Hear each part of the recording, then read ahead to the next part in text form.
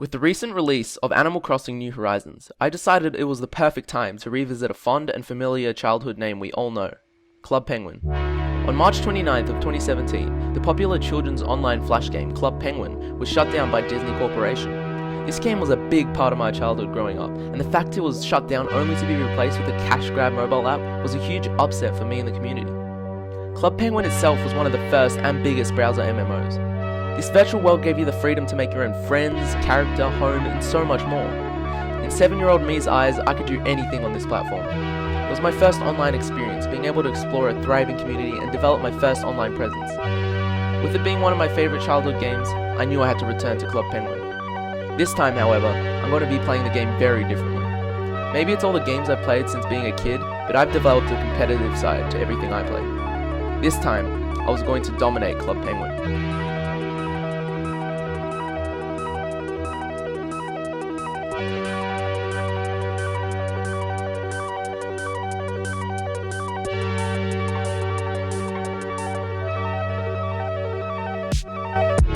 So a lot of you might be confused as to how I'm going to be playing Club Penguin after it's shut down, and the answer is simply clones. These are community-made games using the same code from the original Club Penguin, allowing people to relive the memory of the game in all of its glory. All I had to do was click play now, create my penguin, and enter the world of Club Penguin. This was where my journey began. Seeing the old art style was one of the most pleasant yet underappreciated aspects of this game to me. Naturally, my first instinct was to go to my map and check out some areas. My first thought was the iceberg, one of the community classics back in the day. This was the last place I had been on at my old account, to experience the flipping of the iceberg, which had been a community rumor that was made true by the developers in its final hours.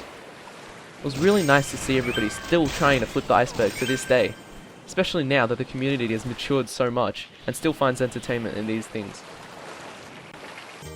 I knew now that I needed a goal to end the video on. A memory from being a kid was trying to buy expensive puffles. Puffles were the pets of the Club Penguin world.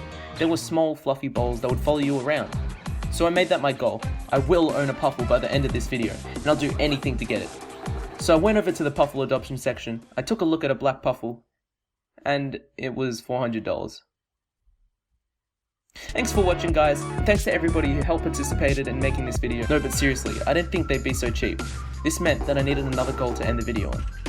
So I went to my house, and I went through the catalogue. My aim while browsing was to find the most expensive item, whether it was furniture, an igloo, or a setting. That was when a forest caught my eye. I will buy this forest by the end of the video, no matter what. Now that I needed a lot of money as quick as possible, my first thought was to play some minigames.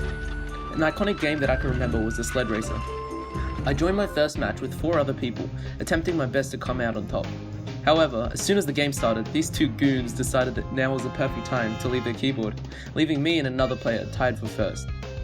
All I needed was for this person to screw up, which didn't look like it was happening. This game was surprisingly easier than I remembered, most likely because I was a dumb kid.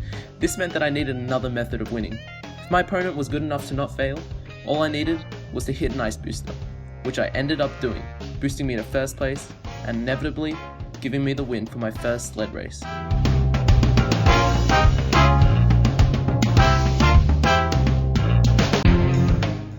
Seeing how easy it was to win that game, I decided to play again for some extra cash.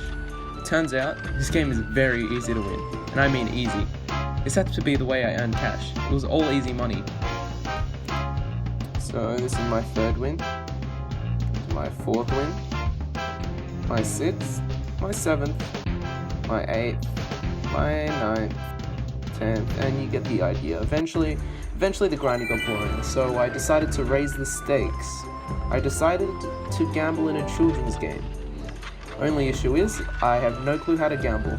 Otherwise, I would have bet something for myself if I win. First taker was White Chad. We made the deal, and no, it did not go well for him. He lost pretty badly. I did open myself up for a rematch though, more confident than ever. We joined a 3-player game, I didn't think much of it, and Chad lost immediately. Except something bad happened this time. I missed the boost.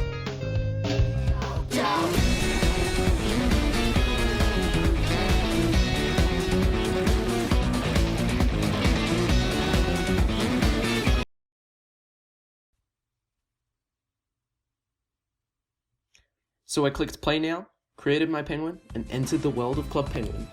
First thing on the agenda was to get my Puffle back. It was only then something popped up that caught my eye. This picture made something click in my head because the faint memory of the mines it came to me. So that's where I headed next. I remembered that another popular way of making money was drilling for gold in the mines. So I went over to grab my helmet, and then I started drilling. Something to note about drilling is that you have to move every couple seconds to keep earning money. This meant that you can't AFK to get cash. So my first instinct was to find a way to AFK to earn cash. Now, you probably shouldn't try this at home, but I ended up downloading a third-party app to record my movements and replay them. Yes, I absolutely agree that I am zapping the fun out of the children's game, but what else am I here for? To have fun? I could be using this valuable time to read a book or study. Anyways, while I was AFKing, I found something that caught my eye. The golden jackhammer. My first thought was that I would be able to earn way more cash way quicker. So I followed the instructions and went to the pet shop to start my quest. I bought one of these goldo berries, which gave my Puffle the ability to dig up gold nuggets. So, to kill time while my Puffle dug up some gold nuggets, I would try out some more games. First place I visited was the dojo. This was my first Cardjutsu battle in years, and like any normal person, I did not read the instructions and went in blind off memory. This game, if you didn't already know, is pretty much rock, paper, scissors, but you win by winning with a card from each element.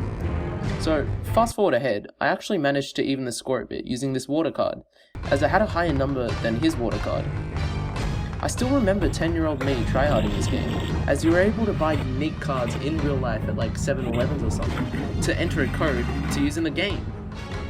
This match went pretty well up until I guessed the wrong card and he got all 3 elements, which, let's just say, he lost, yeah, we'll say that. Moving on to the next game, I thought it'd be nice to visit the code. This is where the surf game was, where you had to surf a wave and earn as many points as possible using tricks. Not that I hated Club Penguin's art style or anything, but for some reason seeing this minigame made me realize how outdated the game really was. I knew that Club Penguin wouldn't last forever, but maybe it was best that it ended when it did, with its reputation still pure. I guess I was just vilifying Club Penguin Island as if it was some replacement for this game, but really it was more of a nod to the franchise itself. Some of you may know now, however, that no Club Penguin games exist, as the project was all shut down by Disney. Anyways, back to the minigame. I ended up doing much better once I figured out you had to move your mouse. Wrapping the surf minigame up, I thought it would be nice to try out a similar game that I had remembered, the Hydro Hopper. I'm gonna be honest, this was one of the most fun games I tried out today. It wasn't much, but I found it kind of relaxing. After each round, the game would give me a tip, which let's just say was my only issue with Hydro Hopper. As soon as I started, I lost for life immediately trying to test out how the tube moves. Boys can't be jumped. Okay, this tip actually helped. I was definitely gonna use it. This game became a little harder than I first thought. Grab the life ring for an extra tube. Would have been nice to know that earlier, but hey, at least I knew now. Always swim with a buddy. Don't really appreciate the weirdiness, but at least it's warning me about new obstacles. I ended up losing another life in round 4 after getting one back earlier, but at least I had new tips to look forwards to. What did the sardine call the submarine? A can of people. I think they lost their sanity trying to program tips into this game. There were sharks in this level. Did the devs know that there was a handy section in between levels to warn players about the new obstacles? Anyways, I ended up losing 2 lives in a row here, and I do not think I could have lasted any more levels. As the tips got funnier and funnier, the levels got harder. I ended up losing at round 8.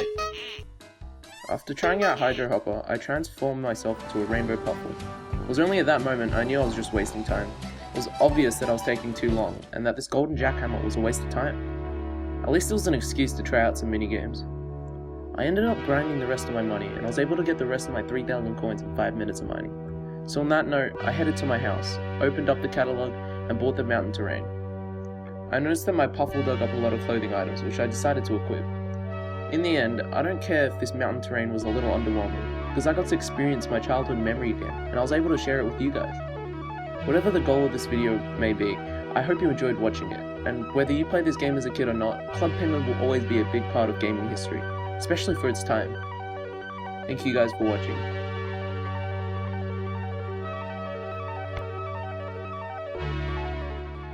So most of you guys know that I am not Sean, or at least I hope you picked that up.